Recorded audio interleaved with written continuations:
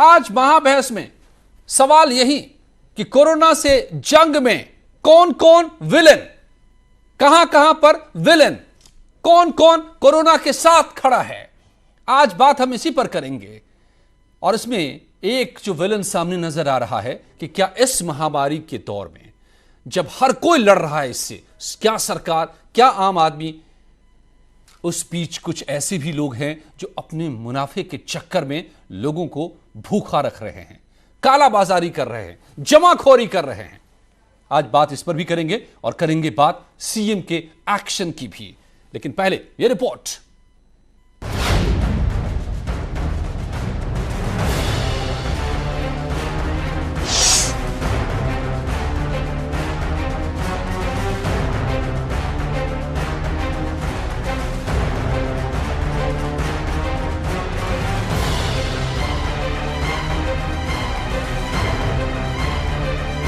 हर एक जो ऐसे अपने बूथ स्तर पर ऐसे लोगों को ट्रैक करना जो बाहर से आए हैं, उन लोगों की सूचना दे देना, जिससे शेष कार्य हमारा प्रशासन स्वयं करेगा कि उसको ले जाना, उसको होम क्वारंटाइन करना है या हॉस्पिटल में ले जाना है।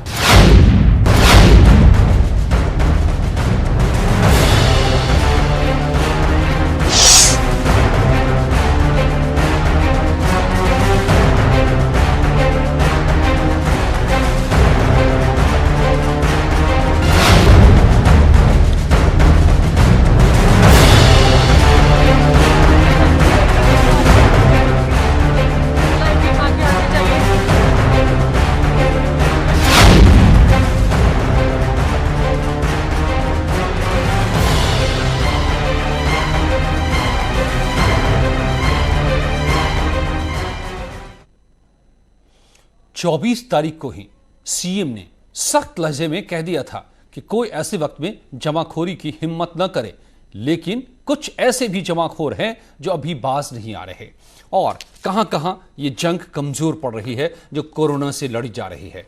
क्या उसमें प्रशासन भी कहीं नजर आ रहा है? नोएडा में बड़ा एक्शन सीएम योगी का जो आया है सामने, या सरकार का जो एक्शन सामने आया है, डीएम को बदला गया है इस मोड़ पर आकर, तो उसके पीछे की क्या वजह हैं? कोरोना के कौन कौन गुनहगार इस जंग के दौरान? मेरे साथ आलोक अवस्थी बीजेपी के प्रवक्ता जुड़ गए हैं, जेपी यादव एसपी के नेता, आलोक यादव सीडीओ मुजफ्फरनगर मेरे साथ जुड़ रहे हैं, राम नरेश अग्निहोत्री कैबिनेट मंत्री उत्तर प्रदेश सरकार में, और मुकेश कौशिक सीनियर जर्नलिस्ट। आप सभी का बहुत बहुत स्वागत है। सबसे पहले अग्निहोत्री साहब, आपसे शुरुआत करें हम। सरकार की नजर में अब तक इस अभूतपूर्व लड़ाई में जो कोरोना के खिलाफ हम सब लड़ रहे हैं, सरकार दिन रात लड़ रही है, कौन कौन विलेन सामने आ रहे हैं? कौन कौन कोरोना के साथ खड़ा नजर आ रहा है? क्या जमाखोर भी उनमें से एक है?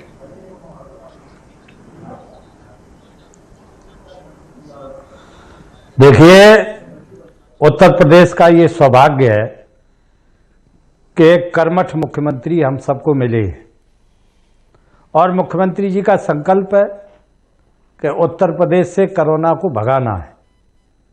जो भी इसमें लापरवाही बरतेंगे, चाहे अधिकारी हों, चाहे कर्मचारी हों, चाहे जमाखोर हों, उनके खिलाफ कठोर कार्रवाई की जाएगी। हमारे मुख्यमंत्री जी जीरो टॉलरेंस पर काम कर रहे हैं और प्रदेश को हर कीमत पर कोरोना से उबारना है, बचाना है, ये संकल्प लेकर वो काम कर रहे हैं। ये प्रदेश का सौभाग्य है कि ऐसे एक मुख्यमंत्री के निर्देशन में उत्तर प्रदेश आगे बढ़ रहा है और कोरोना की लड़ाई भी हम हर हाल में जीतेंगे। तो ये जमाखोर क्यों नहीं डर रहे हैं सर? इससे मुक्ति मिलेगी। जमाखोरों के खिलाफ कड़ी कार्रवाई हो रही है हर जिले में। मेरे पास कई जिलों की जानकारी है। उनको पहले समझाया जा रहा है, नहीं समझाते तो उनके खिलाफ मुकदमा कायम किया जा रहा है। नहीं, दिक्कत यह है अग्निहोत्री साहब, मंत्री जी, दिक्कत यह है कि कई जगहों से ऐसी खबरें आ रही हैं कि लोगों को कई जरूरी चीजें दुकानों से नदारद मिल रही हैं, लोग जा रहे लेने के लिए तो गायब हो जा रही हैं चीजें। तो क्या इसके पीछे तो कुछ लोग हैं? और तमाम जगहों से मैं खबरें अभी खंगाल रहा था, हर दिन कहीं ना कहीं से ऐसी खबर दिखाई दे रही है।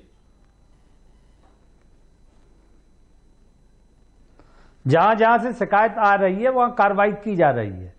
प्रशासन को सख्ती बरतने के निर्देश दिए गए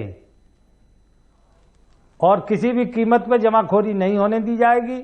गरीबों को और बेसहारा लोगों को आम वस्तुएं मुहैया हों, जरूरत पड़ने वाली चीजें की किल्लत न होने पाए, इसके कड़े निर्देश उत्तर प्रदेश की सरकार ने और माननीय मुख्यमंत्री जी ने दिए।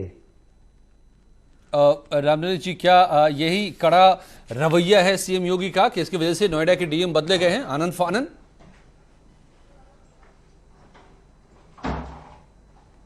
नोएडा के डीएम हो चाहे और किसी जिले के डीएम हो, जो लापरवाही बरतेंगे, जो गंभीरता से काम नहीं करेंगे, जो अपनी जिम्मेदारी से बचने का काम करेंगे, वो कहीं के कोई अधिकारी हो, चाहे डीएम हो, चाहे एसपी हो, चाहे उससे बड़े अधिकारी हो, उनके खिलाफ कठोर कार्रवाई की जाएगी।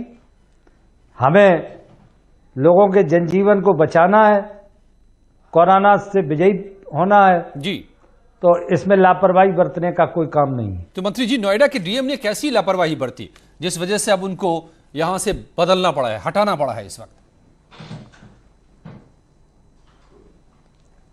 ये तो माननीय मुख्यमंत्री जी वहां गए थे नोएडा, उन्होंने जांच पड़ताल की है और उसके बाद जो कमियां आई होंगी उसी के आधार पर उनको वहां से हटाया गया है और नए डीएम को भेजा गया है।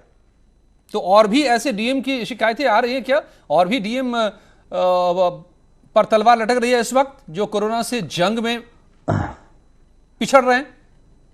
मैंने पहले ही कहा है कि जहां जहां शिकायत आएगी, जो DM, SP, commissioner, DIG, IG जो भी लापरवाही बरतेंगे, वो चाहे कितने ही बड़े पद पर बैठे हों, किसी कीमत पर नहीं बख्शा जाएगा। नहीं तो ये जाते जाते बीएन सिंह साहब तो ये लिख गए, लोगों को बता गए कि हम तो 18 घंटे काम कर रहे हैं, मेरी कोई सुन ही नहीं रहा है।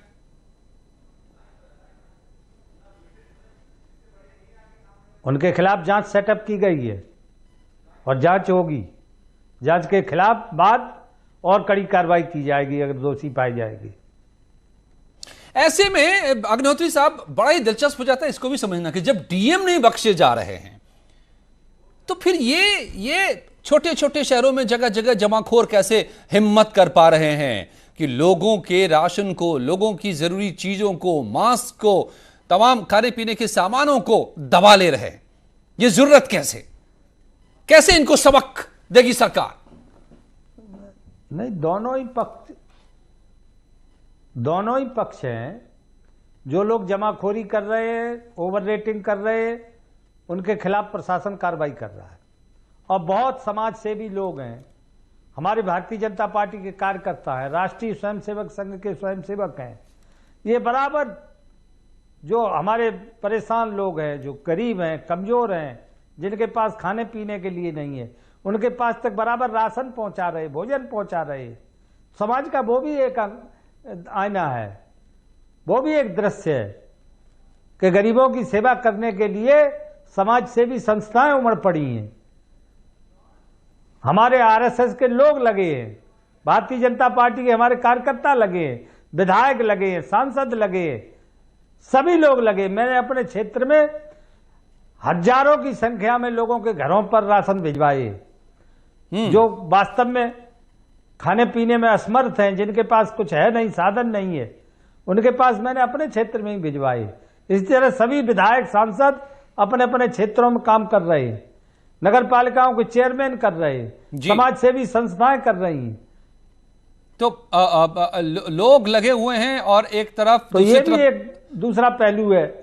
हाँ, बिल्कुल वो दूसरा पहलू है। और मैंने शुरू में ही कहा था कि सरकार लगी हुई है, लोग लगे हुए हैं, हर देशवासी लड़ रहा है इस वक्त कोरोना से। अपने आप को जिन्होंने घर में बंद कर रखा है, देश के 130-135 करोड़ देशवासी, वो भी लड़ रहे हैं खुद को बंद करके। बड़ी लड़ाई है वो अपने आप में, घर के भीतर कैद करना खुद को। मगर ऐसे मौके का कौन लोग फायदा उठा रहे हैं, ये बड़ा सवाल है। आपने चलिए आखिरी सवाल आपसे, फिर मैं बहस में जाऊंगा बाकी मेहमानों के साथ। अग्निहोत्री जी, अब बीएन सिंह साहब का क्या होगा? नोएडा के जो अब तक डीएम थे जी, उन पर और कार्रवाई होगी? अभी सस्पेंड किए जाएंगे? बीएन सिंह साहब के खिलाफ जांच सेटअप की गई है नहीं, जानकारी ये आ बीएन रही, सिंह साहब के खिलाफ जांच सेटअप की गई है। अंदर खाने जानकारी ये आ रही है कि वो जांच सेटअप एक तो कोरम है, क्योंकि उसके बिना कार्रवाई नहीं हो सकती, लेकिन कार्रवाई तय है। क्या ये सही है? अब ये माननीय मुख्यमंत्री जी देखेंगे कि उनको क्या सजा मिलनी चाहिए, वो सजा मिलेगी। और ये संदेश है पूरे सूबे के तमाम डीएम के लिए। आपने पहले ही कह दिया कि कोई हो, नोएडा के हो, कोई हो, संभल जाएं, कोताही बर्दाश्त नहीं है। अग्निहोत्री जी। जी,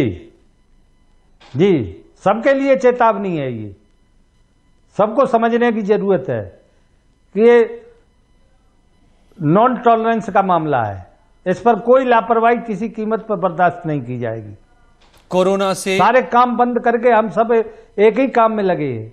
न्यायालय बंद है, बिल्कुल, जिलाधिकारी के कार्यालय बंद है, एसपी का कार्यालय बंद है, सब मिलके सब जुट के एक ही काम कर रहे हैं कि इस कोरोना से लड़ना है और आम जनता को, जो हमारी प्रदेश की 22 करोड़ 23 करोड़ लोग हैं, इनकी जान माल को सुरक्षित करना है। साफ तौर पे तो कोरोना से जंग में कोई कोताही बर्दाश्त नहीं, नो टॉलरेंस।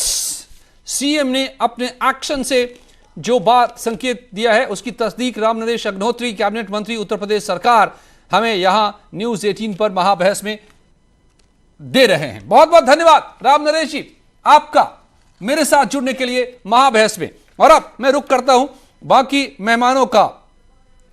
जुड़े हुए मेरे साथ जेपी यादव साहब, एसपी लीडर भी हैं। जेपी यादव जी क्या कहेंगे? आपको अभय जी देखिए, मैं पहले तो माननीय मंत्री जी की बात से बिल्कुल इत्तेफाक नहीं रखता हूं। उन्होंने अभी कहा कि सरकार पूरे कदम उठा रही है लोगों की सुरक्षा के लिए, तो मैं इससे बिल्कुल सरोकार नहीं रखता हूं, न मैं इससे इत्तेफाक रखता हूं। अगर सरकार जितने भी मजदूर दिल्ली से या बाहर के राज्यों से उत्तर प्रदेश के अंदर पिछले 3 दिन से लगातार भूखे प्यासे अपने घरों की तरफ पलायन कर रहे हैं, उनके सुरक्षा के लिए, उनके खाने पीने के प्रबंध के लिए सरकार बिल्कुल विफल रही है। और जो ये अभी बात कर रहे थे कि भारतीय जनता पार्टी के लोग और आरएसएस के लोग खाना खिला रहे हैं, ये बिल्कुल गलत है। मैं जिस जनपद में रहता हूं, जिस जनपद में मेरा निवास है, वहां मैं पिछले 3 दिन से देख रहा हूं, समाज सेवी संस्थाओं की जरूर मैं तारीफ करूंगा, मैं पुलिस की भी तारीफ करूंगा कि वो लोग लोगों को खाना खिला रहे हैं। सुरक्षा समाज सेवी संस्था, जो लोग समाज सेवी हैं, जो समाज सेवी संस्था है, वो लोग खाना खिला रही हैं। हाँ। मेरे यहाँ पर 9 विधायक हैं भारतीय जनता पार्टी के, 2 सांसद हैं भारतीय जनता पार्टी के, तमाम एक जिलाध्यक्ष भी हैं, शहराध्यक्ष भी हैं, तमाम कार्यकर्ता हैं। मैंने अभी तक इन 4 दिनों में 25 तारीख से माननीय प्रधानमंत्री ने जो लॉकडाउन किया है, उस दिन से आज 30 तारीख है, 5 दिनों के एक तो पुलिस जो काम कर रही है, गरीबों की, मजदूरों की, जी नहीं, पुलिस जो काम कर रही है वो किसके आदेश पर? अभय जी देखिए अभय जी, पुलिस हमारी एक सरकारी संस्था है जिस पर हम सबको भरोसा है। वो पुलिस किसके आदेश से काम कर रही है? इन लोगों के बीच में जो सहूलियतें पहुंचाई जा रही हैं पुलिस के जरिए, वो किसके आदेश पर, वो किसका काम आप मानते हैं? वो जिम्मेदारी, वो देखिए, वो जिम्मेदारी हमारे देश के नागरिकों की, प्रदेश के नागरिकों की जिम्मेदारी, उनके सहयोग की जिम्मेदारी सरकार की है। लेकिन जो अभी कह रहे कि आरएसएस के लोग, भारतीय जनता पार्टी के लोग, मुझे कहीं पे भी एक भी जनप्रतिनिधि ये बता दें, एक भी मिनिस्टर बता दें जहां पर ये नेशनल हाईवे पे लाइन लगी है, एक भी इनका मंत्री, एक भी इनका विधायक गरीबों को खाना खिलाने, आलोक अवस्थी जी सुरक्षा प्रदान करने के लिए एक भी आया, जवाब लगे हुए। मैं जमाखोरी पर बात करने बैठा हूं कि जमाखोर अभी भी सक्रिय हैं आपकी इतनी शक्ति के बावजूद, लेकिन समाजवादी पार्टी, सुन लीजिए आप जवाब ले लीजिए आप जेपी यादव साहब। लेकिन जेपी यादव जी को लगता है कि माननीय मंत्री आप लोग कहां बैठे हैं? एक भी बताएं भारतीय जनता पार्टी का एक भी मिनिस्टर, एक भी विधायक, एक भी सांसद, एक भी बताएं मुझे जो लोगों के बीच में आकर खाना खिलाया हो। सुन लीजिए, जवाब ले लीजिए, जवाब दे दीजिए आलोक अवस्थी जी को। आपने बात कह दी अपनी जेपी यादव। अरे सुन लीजिए जरा सा, बात सुन लीजिए। देखिए अजय जी, समाजवादी पार्टी हो या कांग्रेस पार्टी हो, इन्होंने तो अपने कार्यकर्ताओं तक का आह्वान नहीं किया कि आप जाइए जनता के बीच में और उनकी मदद करिए। हमारे राष्ट्रीय अध्यक्ष ने तो सभी कार्यकर्ताओं से आज अपील कर रही है कि प्रत्येक कार्यकर्ता कम से कम 100 रुपया मिनिमम पीएम रिलीफ फंड में दान करे। सारे सांसदों ने 1 करोड़ रुपया और अपने 1 महीने की तनख्वाह दान करी है। सारे विधायकों ने अपने 1 महीने की तनख्वाह और रुपया दान किया है मुख्यमंत्री जी के फंड में। हम जो है इस समय हर जिले में सरकार के द्वारा निर्देश दिया गया हमारे मुख्यमंत्री योगी आदित्यनाथ के द्वारा कि कोई भी व्यक्ति भूखा नहीं रहेगा। हम जो लोग फंस गए हैं रास्तों में उनको भोजन की व्यवस्था हम दे रहे हैं, प्रशासन के द्वारा भी दे रहे हैं, स्वयंसेवी संस्थाएं भी दे रही हैं। भारतीय जनता पार्टी का एक कार्यकर्ता, कम से कम एक कार्यकर्ता 5 लोगों के लिए भोजन जो है इस समय व्यवस्था कर रहा है। मुझे लगता है कि इसमें पार्टी दलगत राजनीति से ऊपर जाना चाहिए, इनको इस तरह से कार्रवाई नहीं करनी चाहिए। आज भी जो है मुख्यमंत्री योगी आदित्यनाथ जी ने मनरेगा के श्रमिकों को जो है करीब 27 लाख श्रमिकों को 1000 रुपया ट्रांसफर किया है। करीब 611 करोड़ रुपया ट्रांसफर हुआ है आज उनके खातों में। साथ ही साथ एक अभिभावक के रूप में, एक बड़े भाई और एक पुत्र के रूप तो आप कह रहे हैं कि तमाम कदम उठाए जा रहे हैं। लेकिन जेपी यादव जी को नजर नहीं आ रहा होगा क्योंकि उनका चश्मा लाल है, आपका चश्मा दूसरे रंग का है और लगता है कि चश्मों में फिल्टर हो जाते हैं आप लोग। जोड़ना चाह रहा हूं आप लोगों के काम, लेकिन वक्त है यहाँ साथ लड़ने की। मुद्दा और समय बहुत ही गंभीर है। आलोक यादव जी, सीडीओ मुजफ्फरनगर। आलोक यादव जी, आपको इसलिए हम बुला कर ले आए हैं कि आप हमें समझाएंगे कि ऐसे समय में जब सीएम इतने सख्त है, पूरा सिस्टम कोरोना से लड़ने में लगा हुआ है, लोग घरों में बंद हैं, उन तक मदद पहुंचाई जा रही है, घरों तक या आसपास की दुकानों तक, ऐसे में जमाखोर कैसे जमाखोरी कर ले रहे हैं? कैसे उनको डर नहीं लग रहा है? कैसे उन पर लगाम लगेगी?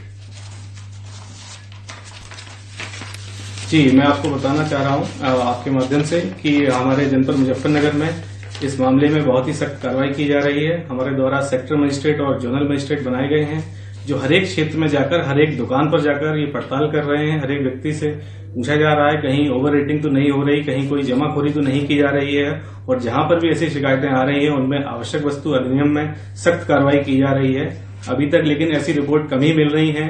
हमारे दुकानदार बंधु भी हमको सहयोग कर रहे हैं। संकट की इस घड़ी में सभी लोग बहुत सहयोगपूर्ण तरीके से, आवश्यक वस्तुओं की कहीं कोई कमी नहीं हो पा रही है। जिला प्रशासन के प्रयासों से अगर कहीं कोई पाया जा रहा है तो क्या कार्रवाई कर रहे हैं? कोई कमी नहीं है, ऐसी खबरें भी आ रही हैं, तो क्या कार्रवाई बनती है? ये आवश्यक वस्तु, बिल्कुल आवश्यक वस्तु अधिनियम में, इसी एक्ट में उनके खिलाफ एफआईआर की कार्रवाई हो रही है, माल जब्ती की कार्रवाई हो रही है।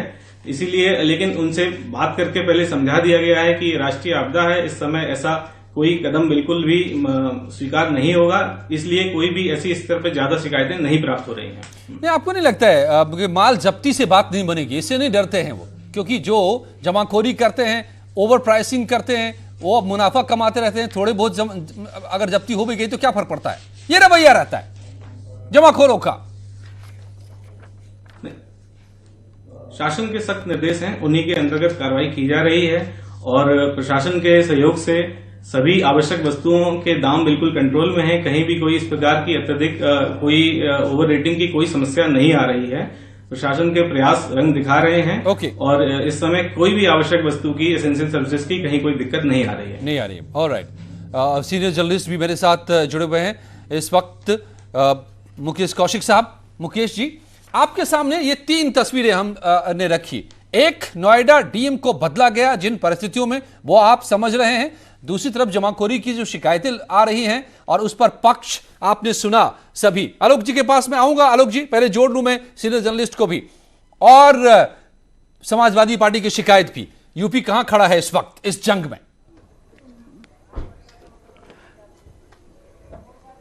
मुझे लगता है कि महाविपत्ति और महाआपदा के समय इंसान का सबसे खूबसूरत चेहरा और सबसे विद्रूप चेहरा सामने आता है।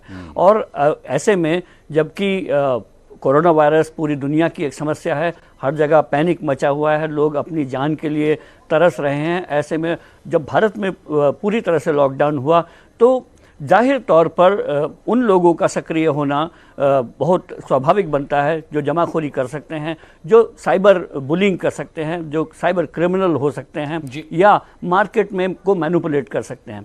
आपने देखा होगा कि 21 तारीख को या 22 तारीख को जब जनता कर्फ्यू था, उसी समय से इन लोगों को ये लग गया था कि ज़रूर कुछ बड़ा लॉकडाउन होने वाला है और उसके बाद से लगातार स्टोर खाली होते चले गए हैं। लेकिन मैं अब दूसरी बात पर भी आपका ध्यान दिलाना चाहता हूं कि जहां एक और जमाखोर हैं, लेकिन मैं उपभोक्ताओं पर भी आना चाहता हूं। अब जैसे कि नोएडा हो या गाजियाबाद हो या जहां वैशाली हो, जहां पर मैं बैठा हुआ हूं, यहाँ पर पैनिक बाइंग लोगों में देखने को मिली, जबकि ग्रॉसरी की दुकानें खुली हुई थी, मॉल खुले हुए थे, इजी डे, मोर वगैरह सब खुले हुए थे। ऐसे में पैनिक बाइंग की क्या आवश्यकता थी? और जब आप देखते हैं कि पैनिक बाइंग हो रही है, ग्राहक फालतू की, अगर उसको 5 किलो आटे की आवश्यकता है तो वो 50 किलो आटा खरीदने के लिए चल पड़ता है, तब इसको मार्केट को एक्सप्लॉइट करने के लिए लोग चल पड़ते हैं। ऐसे में सरकार की सबसे बड़ी जिम्मेदारी है और वास्तव में सरकार की असली अग्नि परीक्षा की घड़ी संकट के समय में ही होती है। मुझे लगता है कि जो नोएडा में कार्रवाई हुई है, चाहे वो डीएम के खिलाफ हुई हो, उनको स्थानांतरित किया गया हो, बाद में जो कार्रवाई होगी, लेकिन ये मैसेजिंग बहुत अच्छी है कि अगर कोई अधिकारी स्तर पर कहीं भी कोई लापरवाही बरत रहा है उसको बख्शा नहीं जाएगा। और ये मैसेज पूरे 80 जिलों में जाना चाहिए। योगी सरकार का ऊपर से चला ये मैसेज अगर डीएम तक पहुंच गया है तो मुझे लगता है प्रखंड स्तर पर भी जाएगा। और मेरा सबसे बड़ा अनुरोध अपने खुद के लोगों से, आम जनता से है कि कोरोना आएगा चला जाएगा। इस समय आवश्यकता इस बात की है कि संयम बरतें, संयम बरतते हुए ये तय करें कि मुझे कितनी आवश्यकता है और उस आवश्यकता से अधिक ना खरीदें। अगर एक आदमी एक हैंड सैनिटाइजर को 1 हफ्ते चला सकता है तो उसको 2 महीने के लिए हैंड सैनिटाइजर खरीदने की क्या जरूरत है? बिल्कुल बड़ी बात है ये। अपनी तैयारी रखें। उसके बाद इस वक्त में जब हर कोई लड़ रहा है, हम सबको भी लड़ने की जरूरत है और हम सबकी लड़ाई ऐसे ही हो सकती है कि हम खुद घर में ना जमा करने लग जाएं, तो फिर इससे तो किल्लत होगी और उसका फायदा मुनाफाखोर उठाते हैं, जैसा कह रहे हैं हमें। बिल्कुल, ये खरीदारी की प्रोसेस आप देखिए। जी जेपी यादव जी, अरे भाई आप सुन रहे हैं जेपी यादव जी? 21 तारीख को जब सीडीओ कह रहे हैं कि मोटे तौर पर कोई ऐसी जमाखोरी की तस्वीर नहीं सामने आ रही है। सीनियर जर्नलिस्ट भी मान रहे हैं इस बात को कि नहीं, जो कदम उठाए जा रहे हैं, जिस कड़ाई से संदेश दिया जा रहा है, बड़ी कार्रवाई नोएडा के डीएम पर की गई है, बदले गए हैं ऐसे समय में, तो आपको क्यों इतनी चूक नजर आ रही है? सीधे सीधे बताइए तो समझ में आए, ताकि सरकार भी उसे दूर करे। देखिए अभय जी, मैं सिर्फ ये कहना चाहूंगा कि इस समय हमारा पूरा देश ही नहीं कि पूरा विश्व इस कोरोना जैसी महामारी से ग्रसित है और हम सब देश के नागरिकों की, चाहे वो किसी भी राजनीतिक दल का हो, किसी भी संस्था का हो, किसी भी समुदाय का हो, किसी भी बिरादरी से आता हो, किसी भी उससे आता हो, हम सबकी जिम्मेदारी, हमारी सबकी जिम्मेदारी ये बनती है कि जितने भी हमारे गरीब भाई बहन जो मजलूम हैं, मजदूर हैं, जो घर से दूर हैं और जो अपने घर जाना चाहते हैं, ये बात तो ठीक है, आप ये तो बताइए तो इससे फायदा होगा थोड़ा सिस्टम को कि क्या कमी रह रही है ताकि उसको दूर किया जा सके। देखिए जितने भी जमाखोर हैं, मैं सबसे पहले तो ये कहना चाहूंगा, जमाखोरों से ही मैं कहना चाहूंगा कि पहली बात तो अपने अंदर ही अपने देशभक्ति जगाइए। हम ये महामारी, तो समाजवादी ऐसा नहीं हो सकता क्या यादव जी कि समाजवादी पार्टी के कार्यकर्ता निकले और अपना समाजवादी वाला पार्टी वाला रंग दिखाए जाके जमाखोरों को? आप तो हर जगह मौजूद हैं, आपके कार्यकर्ता बिल्कुल निकल रहे हैं सारे। मैं केवल समाजवादी पार्टी नहीं, मैं सारी पार्टी कार्यकर्ताओं से निवेदन करना चाहूंगा। और समाजवादी पार्टी कार्यकर्ता आप देखिए जगह जगह पर मिलकर के खाना बंटवा रहे हैं, खाना खिला रहे हैं, लोगों को सुरक्षा मुहैया करा रहे हैं। और मैं समाजवादी पार्टी नहीं, मैं सारे कार्यकर्ताओं सारे दलों से यही निवेदन करूंगा और सारे जमाखोरों से निवेदन ये करूंगा कि सबको इस समय एक साथ मिलकर के एकजुट होकर के कार्य करना चाहिए और सरकार को जमाखोरी की कई जगहों पर शिकायत आई है और सरकार उसमें लगातार कार्रवाई कर रही है। बनारस के अंदर भी आपने देखा होगा कि वहां के डीएम और वहां के एसएसपी सादे कपड़ों में जाकर के दुकानों में उन्होंने खरीदारी करी और जहां पे ज्यादा दाम मांगे गए उनके खिलाफ मुकदमे कायम हुए हैं। इस तरीके से पूरे प्रदेश में जो है, अगर जो जमाखोरी करेगा, सरकार का स्पष्ट निर्देश है कि उनके खिलाफ समझाया जाए और नहीं तो मानते हैं तो मुकदमे कायम किए जाएं। हम किसी भी व्यक्ति को जमाखोरी करने नहीं देंगे, अभाव में किसी को मरने नहीं देंगे।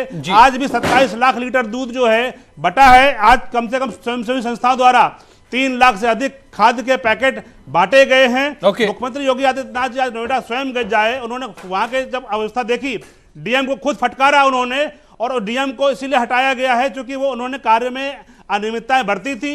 उनके खिलाफ जांच करी गई है। जांच जो है आईडीसी आलोक टंडन है, वो जांच करके शासन को रिपोर्ट देंगे। उनके खिलाफ अभी आगे और भी कार्रवाई की जाएगी, क्योंकि किसी भी तरीके से किसी भी अधिकारी को किसी भी तरीके से शासन को झूठ बोलना, शासन के दिए हुए निर्देश का पालन न करना, ये किसी भी रूप से सहन नहीं किया जाएगा। क्योंकि इसमें हर जान की कीमत है, एक एक व्यक्ति की जान की कीमत है, उसको दांव पे नहीं लगाया जा सकता। वक्त ऐसा ही है, वक्त ऐसा ही है, यह हर किसी को समझना होगा। जो जहां बैठा हो, चाहे कोई किसी गली की दुकान में जमाखोरी कर रहा हो या किसी जिले को चलाने वाले डीएम साहब हो, इस वक्त कोरोना से जंग के दौरान कोई कोताही बर्दाश्त नहीं। सीएम योगी ने यह दो टूक साफ कर दिया है आज नोएडा में, जो उनका रवैया दिखा और जो एक्शन दिखा है। तो सभी संभल जाएं। धन्यवाद आप सबका मेरे साथ महाबहस में जुड़ने के लिए।